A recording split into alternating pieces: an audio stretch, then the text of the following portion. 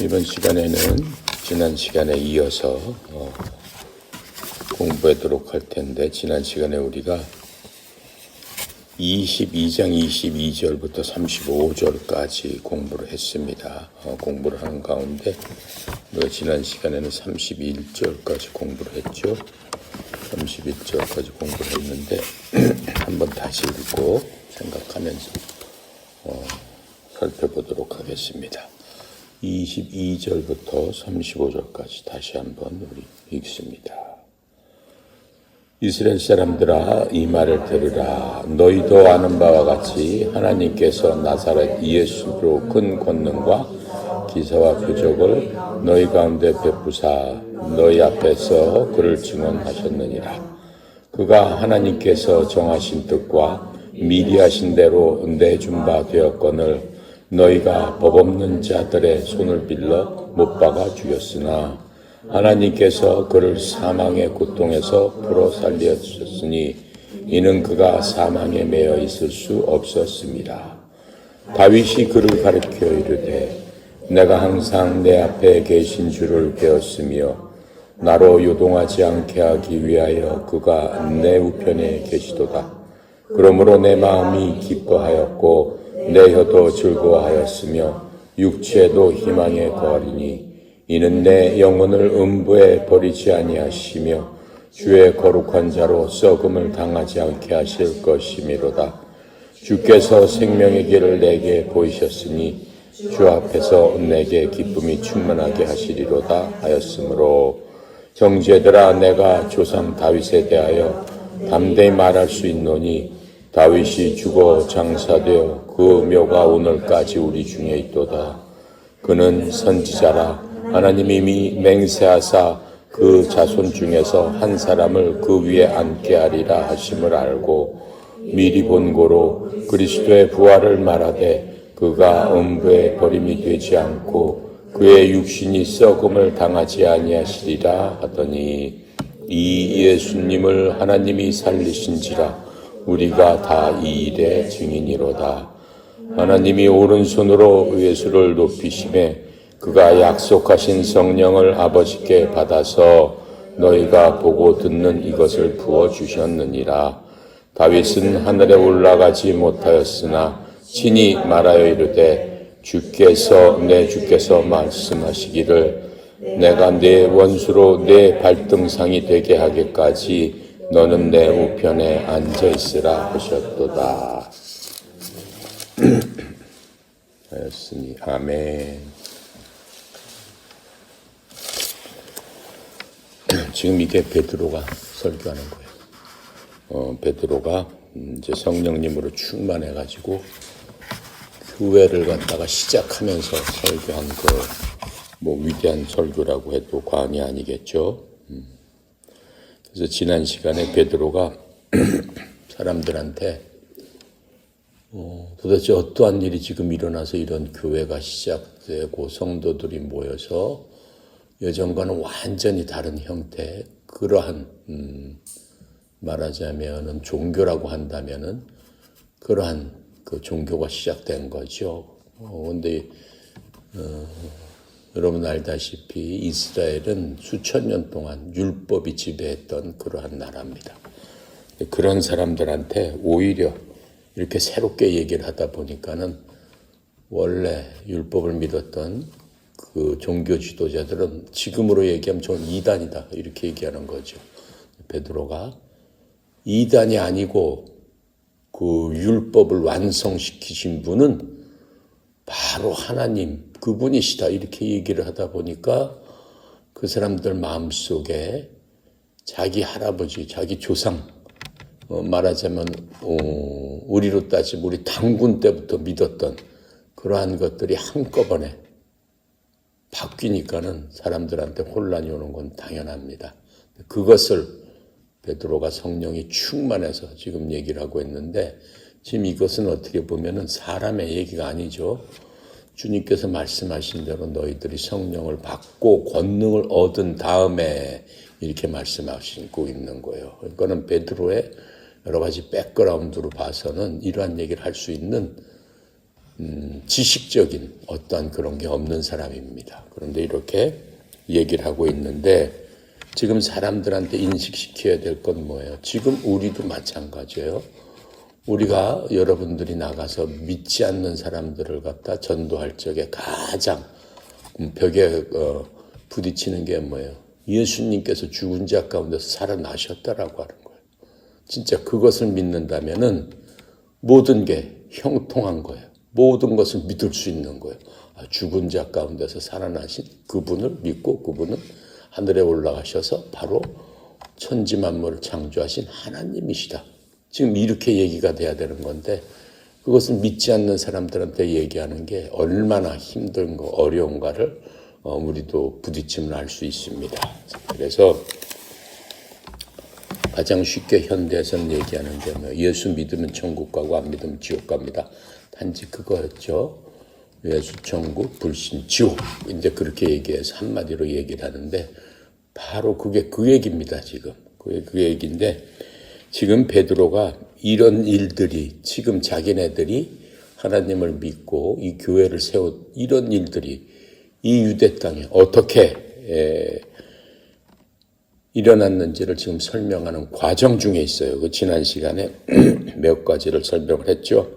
지난 시간에 우리가 베드로가 첫 번째 증거로는 예수님은 사람이셨습니다라고 얘기하는 거예요. 여러분도 다 알다시피 여러분이 와 있는 여기 있는 사람들도 다 알다시피 나사렛 예수가 누군지 눈으로 보고 확인하지 않았느냐. 나사렛 예수의 그 배경도 여러분 알지 않았느냐. 나사렛 예수가 이 땅에 와가지고 죽을 때까지 했던 일들을 여러분 기억하지 않았느냐. 여러분 그것 때문에 환호하고 따라다니면서 예수님 만나보고 호산나 어서 오십시오라고 너네들 6월절에 가서 나귀 타고 오시는 그분을 찬송하고 환영하지 않았느냐라고 얘기하는 겁니다. 그분은 미신이 아니고 영이 아니고 귀신이 아니고 그 뭐다? 사람이다. 사람.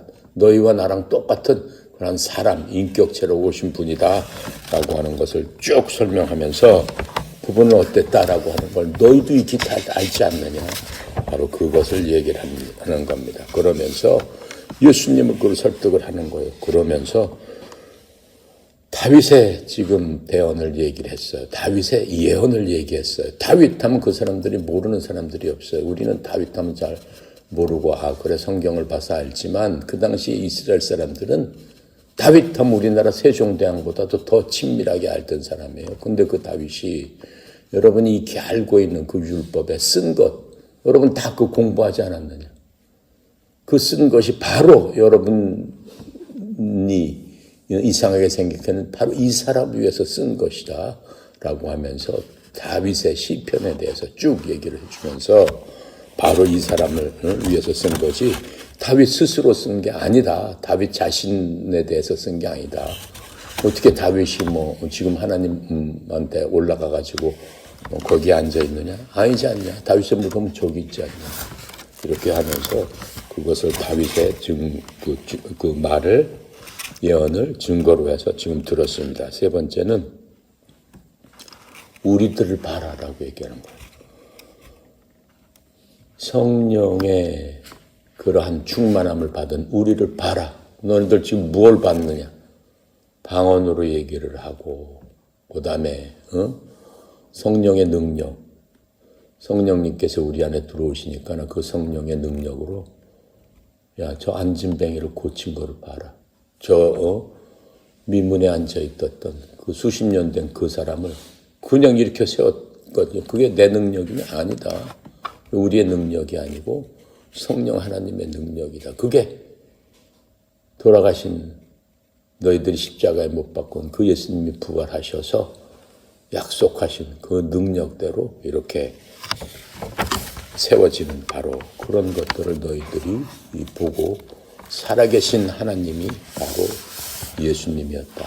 바로 부활하신 그분이다. 그분은 부활해서 지금도 살아계시다라고 하는 것들을 입증을 하는 겁니다. 네 번째 증거는 성령님이 지금 여기에 임재하고 계신다. 함께 계신다라고 하는 거예요. 그게 지금 오늘 읽은 33절부터 35절 얘기를 지금 이제 하고 있습니다. 지난 시간에 첫 번째, 두 번째, 세 번째 증거는 베드로가 얘기를 했죠. 33절부터 35절 다시 한번 보면은 그러니까 예수님께서 하나님의 오른손에 의해서 높여지셨고 하나님 아버지께서 성령님을 약속으로 받아 너희가 지금 보고 듣는 이것들을 부어주셨느니라. 이렇게 얘기를 하는 거예요. 그러니까 아버지로부터 성령님을 받아서 아들이 지금 우리들한테 부어준 거 아니냐. 지금 이렇게 얘기를 하고 있습니다. 34절에 다윗은 하늘들로 올라가지 아니하였으나 친히 이르되 다윗이 한 얘기란 말이에요. 주께서 내 주께 말씀하시기를 그게 무슨 얘기예요? 주께서 바로 그 메시아 예수님께서 내 주께 하나님께 하나님 아버지께 성자 하나님이 성부 아버지 하나님께 뭐라고 얘기했느냐? 내가 네 원수들을 네 발받침으로 삼을 때까지 너는 내 오른쪽에 앉아 있으라 하셨도다. 성부 하나님이 성자 그 예수님한테 그렇게 얘기하셨다라고 하는 거예요. 내 오른편에 앉아 지금 그 예수님께서 부활하셔서 승천해서 오른편에 앉아 계시지 않느냐라고 얘기를 하는 거예요. 그게 우리 조상 다윗이 예언했던 바로 그 얘기가 바로 이 얘기다라고 얘기를 해주는 겁니다. 그러니까 시편을 해석을 해줘서 얘기를 한 거예요. 그러니까는 이 베드로의 그 이러한 논리를 보면은 성령님이 이 세상에 계신다면은 하나님께서 보내셨다는 겁니다. 하나님께서 보내시지 않고는 성령님께서 이 땅에 오실 수 없다. 그게 성경에 나와 있는 얘기 아니냐. 그러면서 그 요엘이 우리가 얘기를 했잖아요. 마지막 날에. 그렇죠?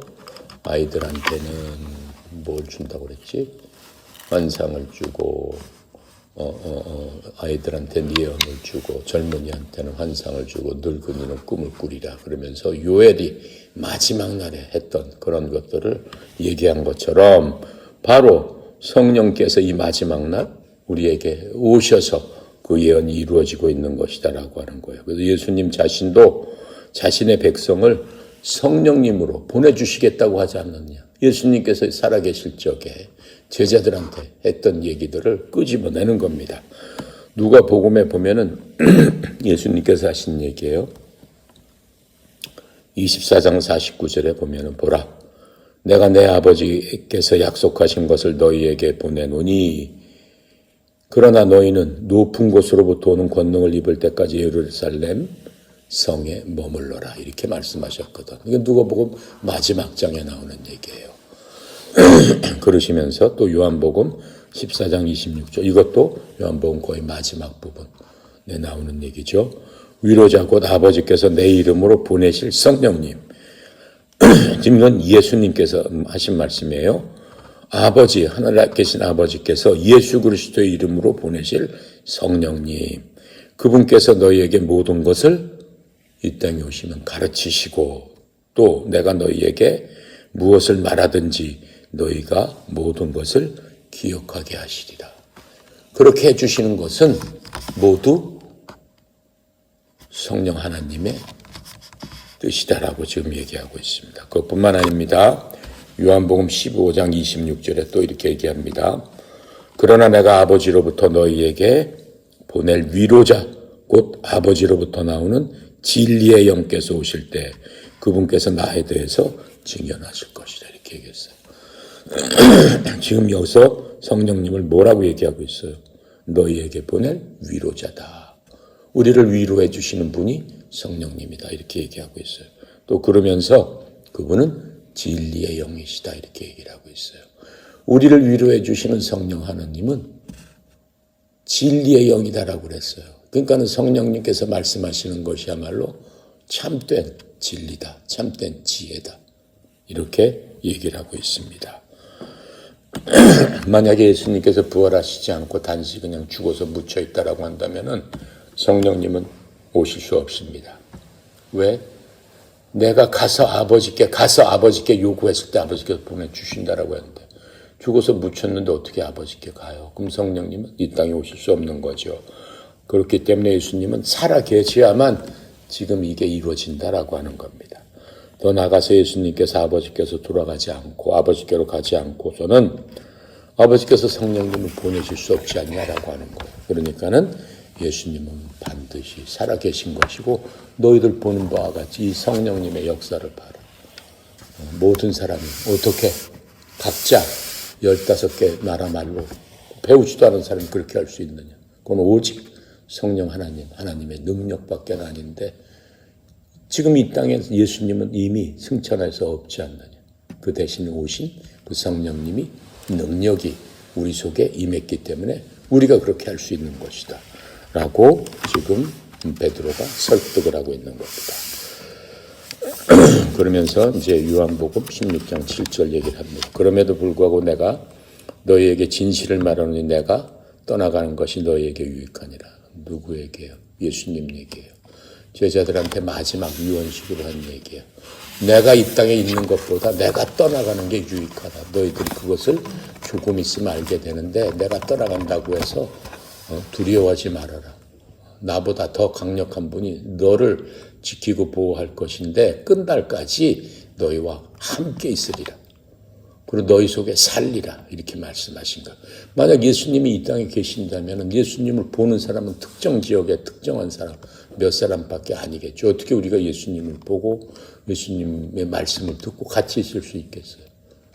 예수님이 안 계시기 때문에 그 복음이 제자를 통해서 전 세계로 전파되고 그 복음을 믿을 수 있는 기회를 준 것이고 그런데 그 복음을 전파하는 과정에는 누가 개입했다는 거예요? 하나님께서 개입을 하셨는데 그 개입한 하나님이 성령 하나님이시더라라고 하는 거예요. 성령 하나님은 하나님의 본체로 오신 분이기 때문에 성령 하나님은 육신을 갖고 계시지 않는단 말이에요. 예수님의 본체처럼 영이시란 말이죠. 근데 그 영께서는 무소부지하다고 그랬어요.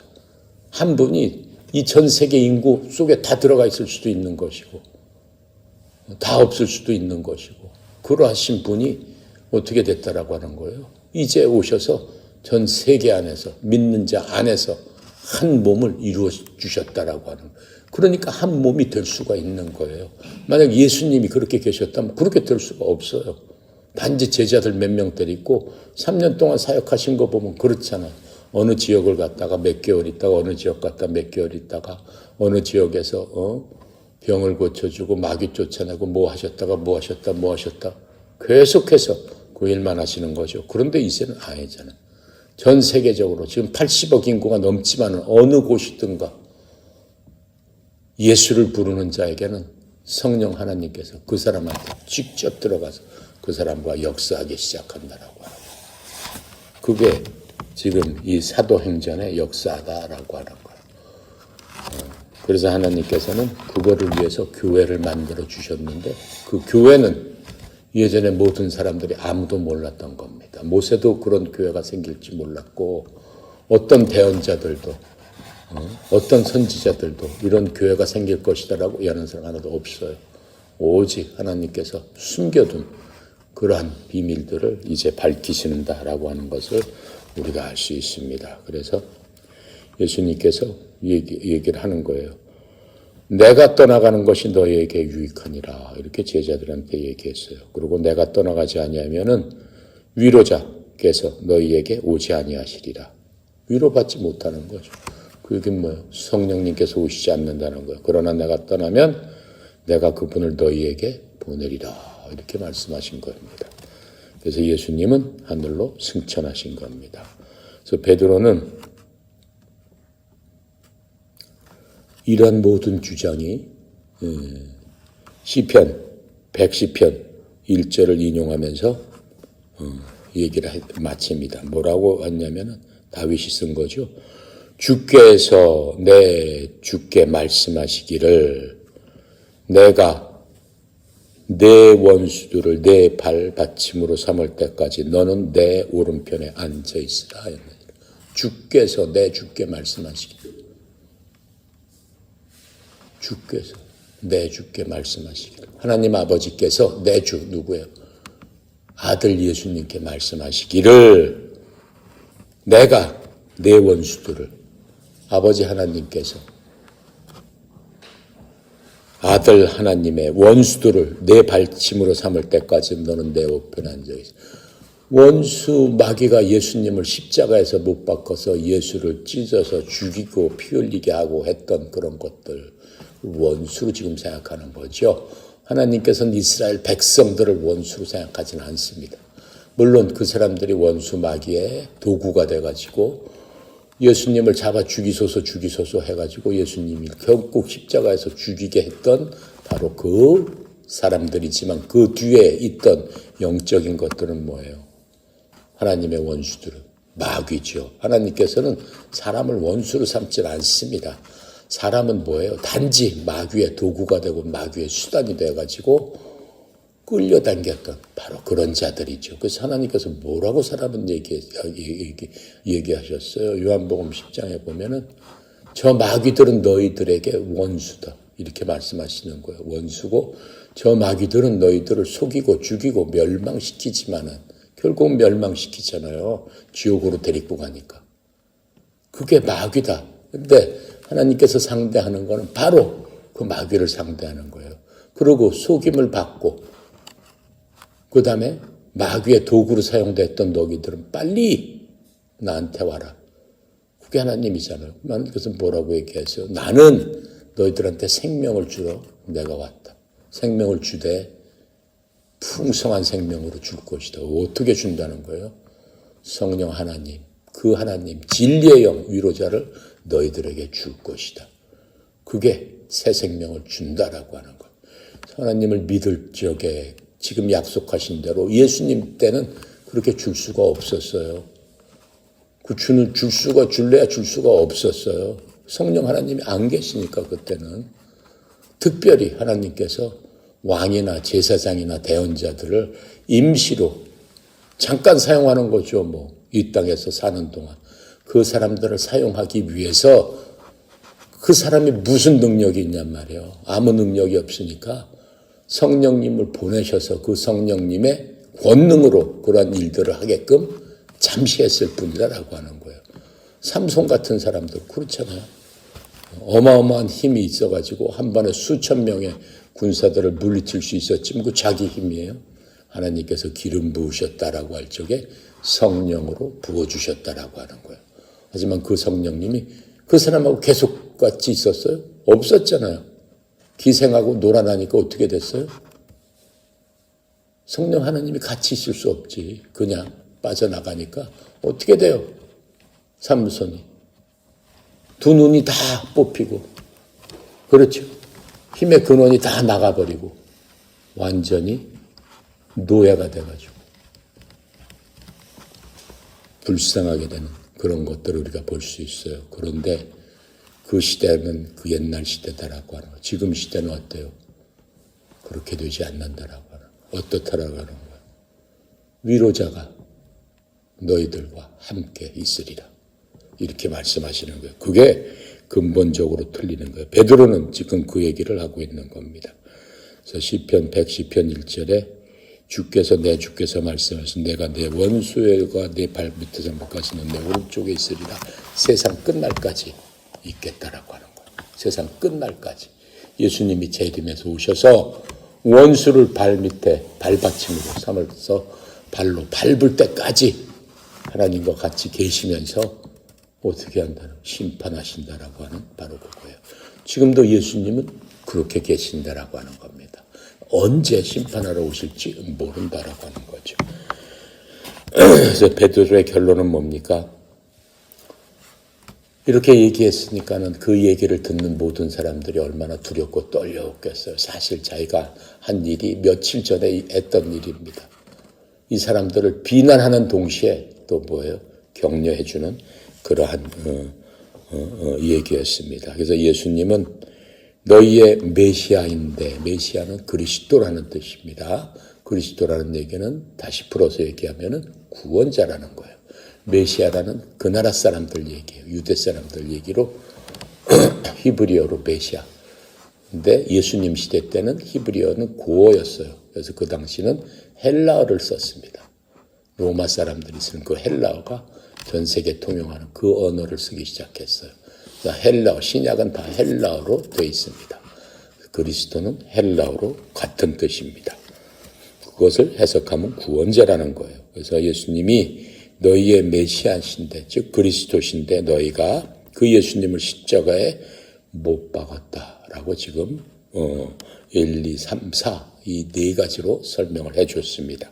그래서 베드로는 십자가를 죄 없는 이러한 대속자가 자신이 스스로 하나님의 속죄 양이 돼서 사람들을 구원하시기 위해서 자기 발로 오신 바로 그분, 이 대속자가 세상을 위해서 죽으신 곳이 아니라 십자가는 이스라엘이 자기들의 메시아를 죽인 곳이 아니냐, 지금 이렇게 얘기한 겁니다. 그래서 역사상 가장 큰 죄를 진 바로 그 사람, 하나님을 죽인 그 사람들, 이스라엘 사람들이에요. 이스라엘 사람들은 그 이후로 엄청난 민족적 고난을 받았습니다. 하나님께서는 그들에게 계속해서, 이스라엘은 하나님께서 선택한 민족이기 때문에 고난 가운데서 계속해서 용서하면서 회개할 수 있는 그 기회를 주시는 걸 우리가 볼 수 있어요. 이스라엘은 역사상 보면은 여러 번 다 그냥 진멸해야 되지만 하나님께서 살려주시는 경우를 볼 수 있습니다. 지금 이것도 마찬가지예요. 맨 처음에 보면은 이집트에서 430년 동안 종노릇하는 사람들을 데리고 나라를 세우려 데리고 왔을 적에 나라를 다 세우면 됩니다. 한 일주일 가서 한 달 안에 나라를 세울 수 있었어요. 가나안 땅 한 달이면 정복합니다. 근데 하나님께서 기적을 그렇게 보여주셨는데도 불구하고 어떻게 했어요? 가나안 땅 가까이 와가지고 어떻게 했어요? 정탐꾼을 보내죠.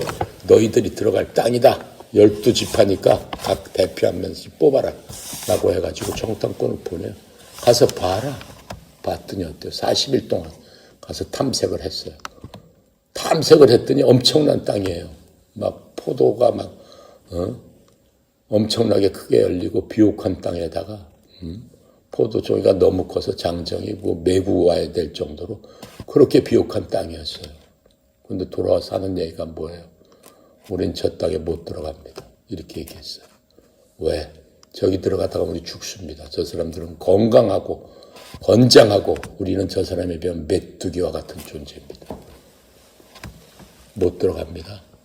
다 맞아 죽습니다. 이렇게 얘기했어요. 근데 그 데리고 간 게 누구예요? 하나님이잖아요.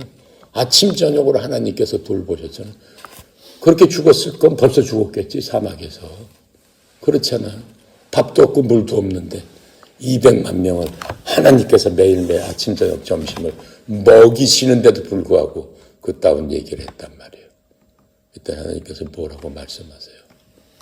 빠꾸 해가지고 한 달이면 들어갈 곳을 40년 동안 뺑뺑뺑뺑뺑뺑뺑 돌리는 거예요. 왜 40년 동안? 사람 다 죽어라 이거예요. 그렇게 얘기했던 니네들 다 죽어라. 죽을 때까지 니네 못 들어간다. 그게 하나님의 훈련 방법이란 말이에요. 그리고 딱 2사람만 거기서 살렸어요. 그래서 수백만 명이 죽습니다. 거기서. 그 당시 20살 이상 된 사람이 다 죽을 때까지는 저 땅에 못 들어간다. 40년 걸린 겁니다. 근데 20살 된 사람 중에 2사람만 딱 살았어요. 여호수아, 갈렙. 2사람만. 무슨 소리냐? 하나님이 우리와 함께 계시는데. 하나님께서 이미 저 땅을 우리한테 주셨는데. 무슨 소리냐? 저것들은 아무것도 아니다. 우리의 밥이다. 쳐들어갑시다.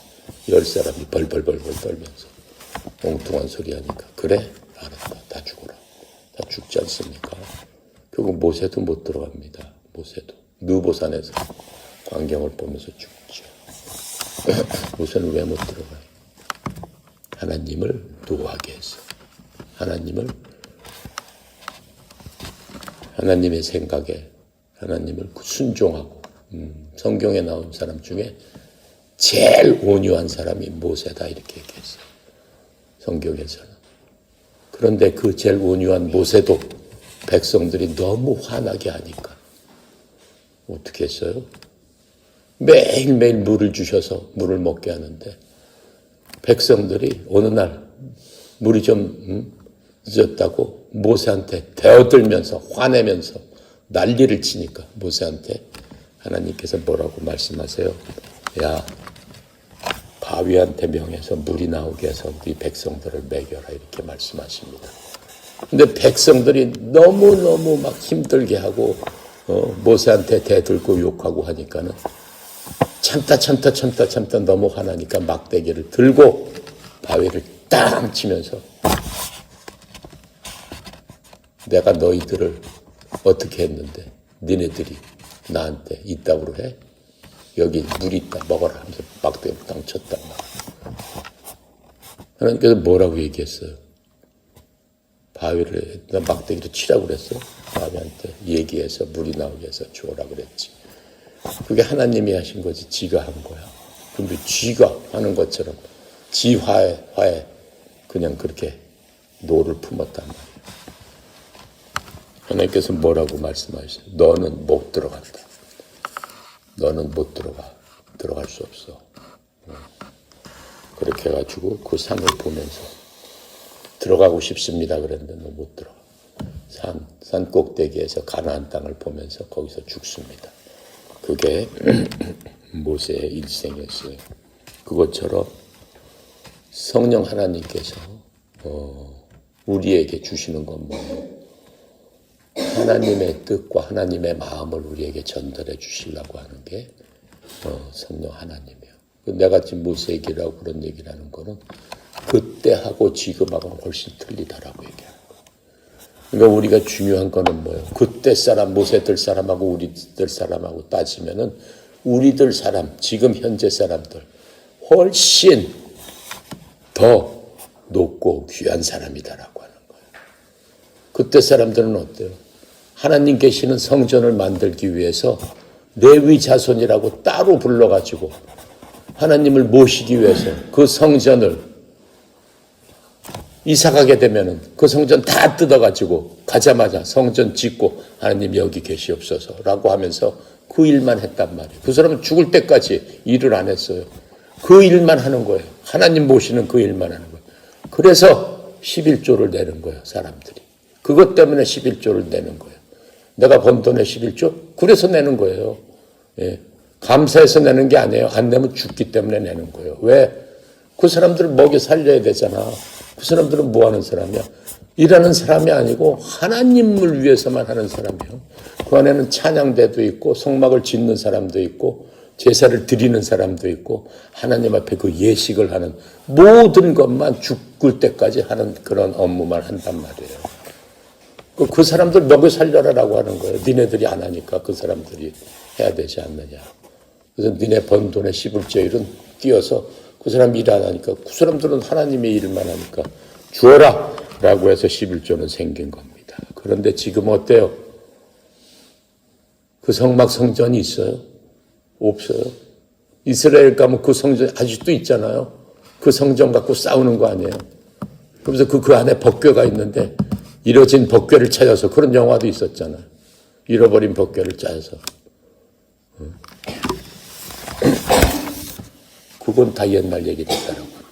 예수님이 오시면서 모든 것들을 완성, 셧다운 다 시켜버렸다. 더 이상 끝. 그런 짓 하지 마. 어떻게 해? 내가 직접 니네 속에 가서 니네 속에서 내가 집을 짓고 산다. 그런 거 다 필요 없는 거다. 네가 성전이다. 네 하나하나가 성전이다. 시대가 완전히 바뀌었다라고 하는 것을 볼 수 있습니다. 알겠죠? 자, 그래서 이제 베드로는 이 사람들 마음속에 실망과 이 사람들이 두려움으로 가득 찼죠. 가득 찬 이 사람 마음속에 기쁨을 주는 그러한 얘기를 하게 되는 겁니다. 그게 36절부터 41절입니다. 36절부터 41절 한번 읽어보겠습니다.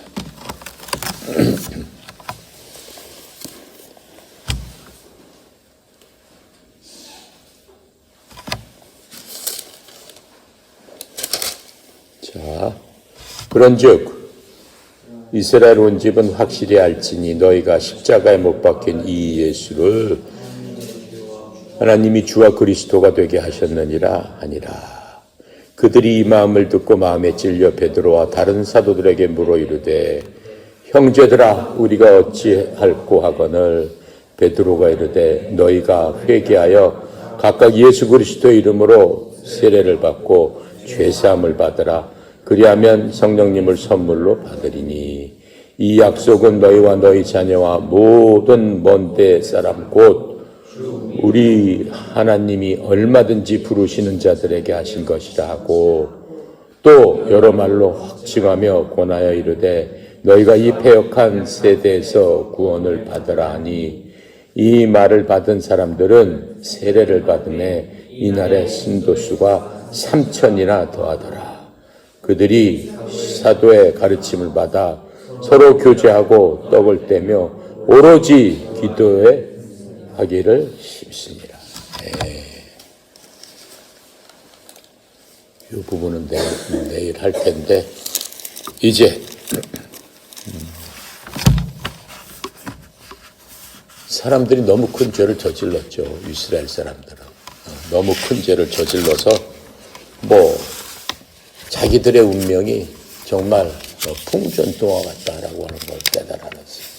그리고 이스라엘 사람들은 왜 그걸 깨달았냐면 어렸을 때부터 하나님은 어떠신 분이다라는 것을 태어나면서부터 배워요. 지금도 그 웬만한 이스라엘 가정에서는 태어나자마자 성경을 가리킵니다. 모세오경을 가리켜서 이 성경은 자기네 생명줄하고 똑같아요. 오직했으면 이마에다 팔뚝에다가 하나님의 말씀을 적어놓고 다니냔 말이에요. 그래서 그것을 외우고 또 성경의 말씀에 있는 대로 아이들을 축복하고, 그러니까 하나님께서 너희 아이들을 어떻게 가리키고 너희들은 어떻게 지도해라라고 하는 게 너무나 명확하게 나와 있어요. 성경에서는 아이들에 대해서 가리키는 거에서 굉장히 많이 강조를 합니다. 우리나라 교회가 잘못된 게 아이들을 갖다가 무슨 애기반 해서 아니에요. 그렇게 하면 안 되는 거야. 애기들이 벌써 4살 때 되면은 저거 다 끝나요. 인격적인 어떤 그러한 부분 다 끝나는 거예요. 그 전에 다 가르쳐야 되는 거예요. 애기들을. 그래서 애기들의 습관하고 이런 것들이 제대로 그 마음속에 들어가가지고 하나님이시라는 분이 계시고 나는 일생 동안 하나님을 따라서 살아야 되는구나 라고 하는 기본적인 걸 가르치는 거예요. 그래서 이스라엘 사람들은 어디 가서나 전 세계 탑이란 말이에요. 어디 가서나 부자로 살지 난 이스라엘 사람들이 가난하게 산다는 사람 한 사람도 못 봤어요. 전 세계 모든 재물의 30% 이상은 다 이스라엘 사람 거예요. 하버드의 그 60%가 다 이스라엘 사람들이에요. 아인슈타인도 이스라엘 사람들이에요. 어떤 과학자 가장 세계적인 모든 사람 다 이스라엘 사람들이에요. 세계적인 부자 다 이스라엘 사람들이에요. 그 왜? 교육이 그래서 그런 거예요. 어렸을 때부터 교육이 그래서 그런 거예요. 그게 이스라엘 교육이에요. 그러니까는 여러분들도 여러분 자녀들을 그렇게 가르쳤을 적에 애들이 똑바로 성장하고 똑바른 정신에 똑바른 마음으로 살 수 있는 거예요. 단지 이스라엘 사람들이 지금 잘못된 건 뭐예요? 예수님을 그리스도로 메시아로 여기지 않는 그 부분 안 되는 거죠. 하지만 세상의 물질적인 지혜로운 부분은 따라갈 수가 없어요. 그래서 아까 얘기를 저거 하다 보면은 40년 동안 이스라엘은 어떻게 됐어요? 그렇게 뺑뺑을 돌렸어요. 40일간 정찰했는데 하루를 1년씩으로 생각하고 하나님께서 니네 40일 동안 여기서 돌아라 라고 얘기하고 니네 마음이 완전히 하나님을 멸시하는 마음이 완전히 무너질 때까지 그러한 사람들은 다 이 사막에서 죽어야 된다. 다 죽여버린 거예요. 죽을 때까지 걸린 게 40일이었어요. 그 이후 지금 예수님께서 지금 우리가 공부하는 그 시간이 예수님 돌아가시고 지금 30년이잖아요. AD 30년에 예수님은 돌아가셨어요. 예수님은 BC 4년에 태어나신 분이에요. AD 30년에 돌아가셨습니다. 돌아가셨는데 지금 베드로가 예수 믿고 구원받고 니네 하나님을 죽였는데 하나님 앞에 나와서 니네 잘못했다고 회개하라 라고 해가지고 10년 동안을 외국 안 가고 이스라엘 사람들한테만 전도를 했어요. 지금 그렇게 해야 된다. 안 그러면 니네 다 죽는다. 이 민족이 하나님 앞에 큰 벌을 받는다. 이렇게 얘기했어요. 왜요? 예수님 돌아가실 적에, 십자가에 돌아가실 적에 로마 사람들이 뭐라고 그랬어요? 이 사람 죄가 없어. 이렇게 죽이면 안 돼. 이렇게 얘기했잖아요. 누가? 빌라도가 그런 거예요. 빌라도에 의해서 십자가에 못 박혀 죽으시고, 빌라도가 판결한 게 아니에요. 결국은 빌라도가 했지만 어떻게 했어요? 이스라엘 사람들이 죽이세요, 죽이세요, 죽이세요. 안 죽이면 우리가 반란을 일으켜가지고 로마하고 대항할 것이다. 이렇게 하니까 그래 니네 마음대로 해라. 그리고 빌라도가 그릇 갖고 와라. 뭐 손 씻으면서 난 죄 없다. 니네가 다 책임져라. 그랬더니 이스라엘 사람들이 어떻게 했어요? 우리가 죽일 테니까 앞으로 모든 죄는 우리와 우리 자손들한테 내리세요. 우리가 책임질 테니까. 그랬잖아요. 정확하게 어떻게 되는 겁니까? 지금 베드로가 이렇게 얘기하고 40년 후에 이스라엘은 없어집니다. 없어질 적에 몇 명이 죽어요? 100만 명이 죽습니다. 로마군에 의해서. 이스라엘 나라 100만 명을 죽인 사람만 100만 명이 죽고 전부 다 이스라엘 땅, 유대 땅, 사마리아 땅, 유대 땅 한 사람도 니네 있으면 안 돼. 전부 다 나가. 이렇게 됐잖아요. 나라가 없어졌어요. 그때부터 지금 팔레스타인 이 사람들이 들어와서 살기 시작하는 거예요. 블레셋 사람들이 살기 시작하는 거예요. 이스라엘은 없어진 땅이에요. 이스라엘이라는 나라는 지구상에서 없어졌습니다. 몇 년 동안? 2000년 동안. 몇 년에 다시 시작됐어요. 1948년 5월에 다시 시작됐어요. 하나님께서 약속하신 그들의 너네가 그렇게 고난을 받지만은 내가 다시 한번 모으리라. 아주 없애지는 않겠다. 라고 하신 약속대로 이 땅에 이스라엘이 다시 생겼어요. 근데 전 세계 역사학자들은 뭐라고 그랬어요? 전 세계 신학자들은 뭐라고 그랬어요? 하나님의 예언은 틀렸다. 봐라. 나라가 없어지고 민족도 없어지고 사람도 전 세계로 흩어져서 뿔뿔이 나그네로 돼서 어떤 사람은 독일에서 살고 그 뿌리가 어떤 사람은 미국 가서 살고 어떤 사람은 인도에서 살고 어떤 사람은 불가리아, 루마니아 전체 흩어져 가지고 그 민족이 없어졌는데 그리고 나라도 없어지고 땅이 없어졌잖아. 그 나라가 있으려면 국민 주권, 영토 이런 게 있어야 되는데 하나도 없어졌지 않냐. 그럼 민족이라는 게 뭐야? 다 흩어져 가지고 차이나타운 하면 거기서 중국 사람 모여 살듯이 유태인촌 하면 거기서 그냥 몇 사람 모여서 살고 몇 사람 모여서 회당 짓고 살고 전 세계에서 그런 짓 하고 있는데 그게 어떻게 나라가 되겠냐. 그렇잖아요. 상식적으로 될 수가 없잖아. 그 사람이 모인다고 해서 누가 땅을 줘요? 땅을 줄 수가 없는 거지. 하나님이 하시면 하시는 겁니다. 하나님께서 어떻게 하셨어요? 다시 내가 모으리라. 다시 내가 그 땅으로 불러오리라 이렇게 말씀하셨어요. 다른 땅도 아니고 너네들이 그렇게 도망갔던 그 땅에 내가 다시 불러 모으리라. 2차 세계대전이 끝나면서 그 땅으로 돌아온 거예요. 그것도 하나님의 강권적인 역사에 의해서. 왜요? 이스라엘 사람들이 워낙 영리하고 했기 때문에 그렇게 흩어져 살아도 항상 10가족만 모여도 회당을 졌어요. 회당을 져서 하나님 앞에 경배하고 예배하고 했던 사람들이. 그래서 그 사람들이 치중했던 게 뭐예요? 어딜 가나 자기 자식들을 하나님의 말씀대로 키운 거예요. 말씀대로 키웠을 적에 그 교육이 척저이 된 거예요. 그러니까 전부 애들이 다 지혜로운 거예요. 그러니까 독일에서 살든 무슨 영국에서 어디서 경제적으로는 정치적으로는 어떻게 못하지만 경제적으로는 톱이 된 거예요. 미국에서도 가리키고 뭐하고 하니까 톱이 돼버린 거예요. 수많은 경제학자들, 수많은 재벌들이 일어나가지고 2차 대전 때 어떻게 한 거예요? 돈을 다 전 세계에서 댄 거예요. 돈을. 실질적으로는 유태인들이.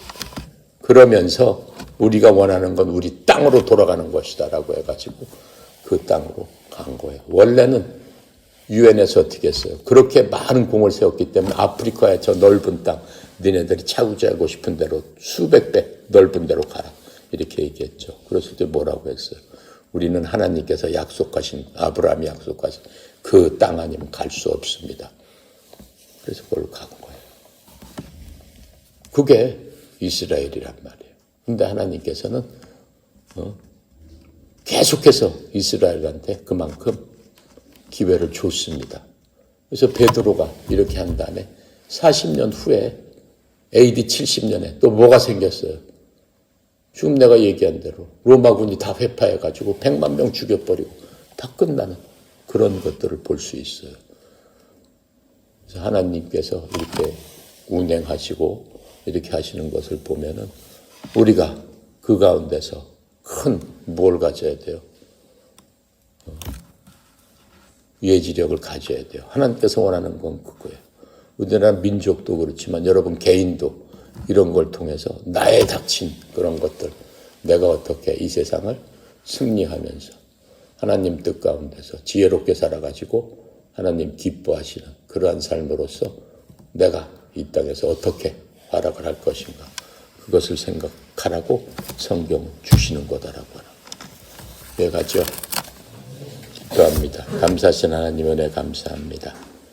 귀한 시간 허락하시고 또 저희들 이 초대교회를 통해서 우리의 나아갈 바를 분명히 알려주신 주님을 찬양합니다.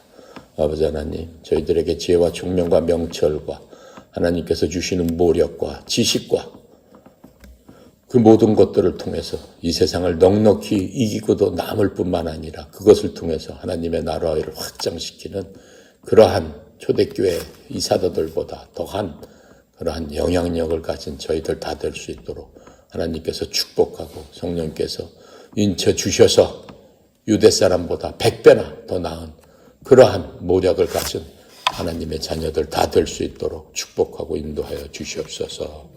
아버지 하나님, 특별히 또 코리아 오픈과 세계선수권 대회를 위해서 준비하고 있는 사랑하는 아들, 딸들에게 힘 주시고 능력 주시고 지혜 주셔서 그것을 전략적으로 어떻게 해서 어떻게 훈련을 하고 하나님의 뜻 가운데 어떻게 해야 될 것인가 하나님의 뜻을 묻는 그러한 코치 되게 하시고 그러한 선수 되게 하시고 그러한 협회 되어서 어느 곳에 가든지 하나님을 높이는 하나님께 영광을 돌리는 그러한 집단 되도록 주여 축복하시고 인도하여 주시옵소서. 특별히 성령 이사장님 하나님께서 선택하시고 택하셔서 우리 협회 또 하나님의 여러 가지 크신 자원을 흘려보는 통로로 주님께서 세워주셨사오니 그 통로가 더욱더 확장돼서 더 많은 필요한 곳곳에 더 많은 것들을 공급할 수 있는 주의 종으로서의 사명을 제대로 더 크게 감당할 수 있도록 주의 종에게 영역간의 형통함으로 인쳐 주시옵소서. 오늘도 모든 것 주님께 온전히 맡겨드립니다. 감사드리며 우리 주 예수 그리스도 이름으로 기도드렸습니다. 아멘.